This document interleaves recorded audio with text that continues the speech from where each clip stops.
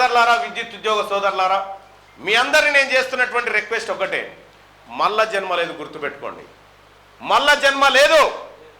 నేను పదే పదే చెప్పిన, ఒక ఎమ్మెల్సీ అయితేనో, ఒక ఎమ్మెల్యే అయితేనో, ఇంకోటి అయితేనో ఏముంటుందన్నా, పెద్ద లెవెల్. ఇవాళ రేపు కార్పొరేటరే చేతులు ఉండడు.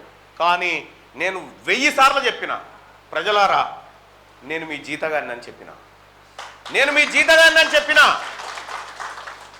ఎందుకు చెప్పిన ఈ మాట అంటే, నాకు ఓట్లేసి గెలిపించినటువంటి వాళ్ళు ఓనర్లు అవుతారు, నేను జీతగాన్ని అవుతా తప్ప నేను ఓనర్ని గాను ఎప్పటికని చెప్పిన ఈ మాట.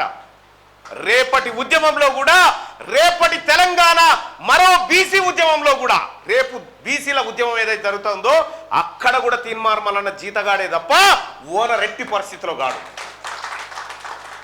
ఇలా చాలా మంది చెప్తా ఉన్నారు, చాలా మందికి ఇలా వరంగల్లో పాపం రెడ్లకైతే ఇలా ఏం పరేశాన్ రా, ఇదేమో దుకాణం పెట్టిందిడా, ఆ సుందర్రాజుకి ఏం పని లేదు, ఆ మల్లన్నకి ఏం పని లేదు, వీళ్ళందరికీ ఏం పని లేదు, ఈ నాయకులందరికీ బీసీ బీసీ బీసీ అని. ఏ గోడ చూసినా బీసీ పోస్టర్ ఉంది, ఏ గోడ చూసినా బీసీదే కథ ఉంది, యుద్ధ పేరు అంటారు. వరంగల్లో మొదలైన ఏ ఉద్యమం కూడా ఇప్పటి వరకు ఫెయిల్ కాలే. వరంగల్లో మొదలైన ఏ ఉద్యమం ఫెయిల్ కాలే. విద్యుత్ ఉద్యోగులు ఎత్తుకున్న ఉద్యమం అసలే ఫెయిల్ కాలే ఇప్పటిదాకా. అందుకోసమే మీరు పెద్దన్న లెక్క ఈ విద్యుత్ ఉద్యోగులంతా, బీసీ ఉద్యోగులంతా పెద్దన్న లెక్క వచ్చి ముందు వరుసలో కూర్చొని ఈ బీసీ ఉద్యమాన్ని ఆశీర్వదించి మేమున్నాం బిడ్డ మీకోసం అని చెప్పి ఒక్కసారి చేయి పిడికిలి బిగించి జై బీసీ, జై తెలంగాణ, మేమొస్తున్నామని చెప్పి మీరు కదలండి అన్నా. ఇగో ఈ బలం కోసం, ఈ ప్రజల కోసం ఇలా 70-80 సంవత్సరాలు రేషన్ కార్డులా, ఇంకా రేషన్ కార్డులా 70-80 సంవత్సరాలైంది. ఇంకా నీకు రేషన్ కార్డు ఇస్తారట, ఇంకా నీకు ఆ ఇరుకిళ్ళు ఇస్తారట, ఇంకా నీకు బిచ్చం వేస్తారట. నువ్వు ఎవడు వేయడానికి? అశోక్ అన్న దగ్గర కౌలుకి ఎట్లా తీసుకున్నావు మర్యాదగా ఈ రాష్ట్రం అట్లా చెప్పు,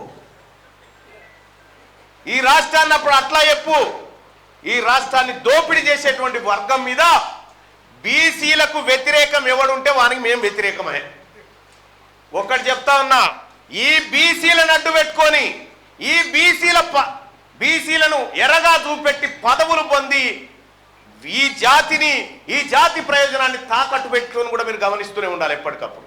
ఎందుకంటే మనం మొదలుపెట్టింది అత్యంత పవిత్రమైనటువంటి యుద్ధం.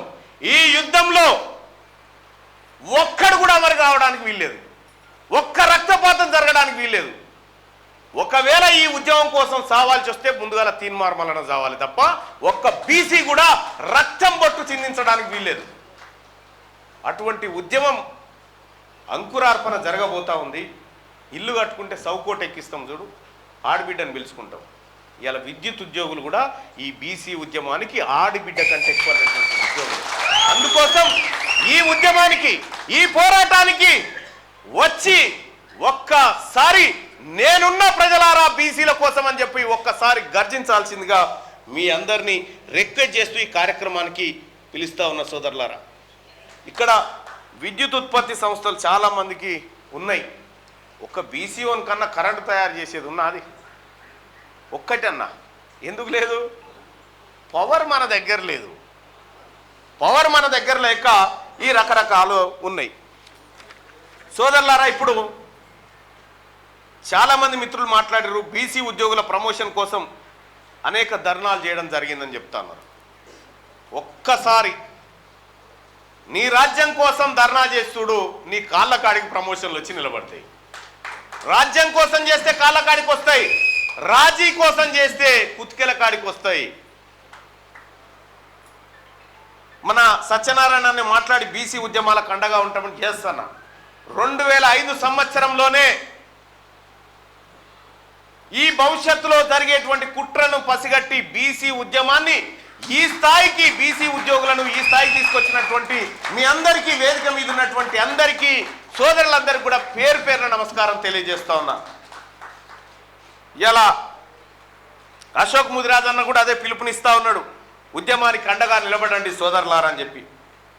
అలాగే మన శ్యామ్ కూడా అంతే, మండల్లో బీసీ ఉద్యోగుల గురించి మాట్లాడాలని చెప్పి మాట్లాడుతూ ఉన్నారు. సోదరులారా, నేను మండల్లో మాట్లాడిన మాటలు మీరు ఎవరైనా చూసిరా?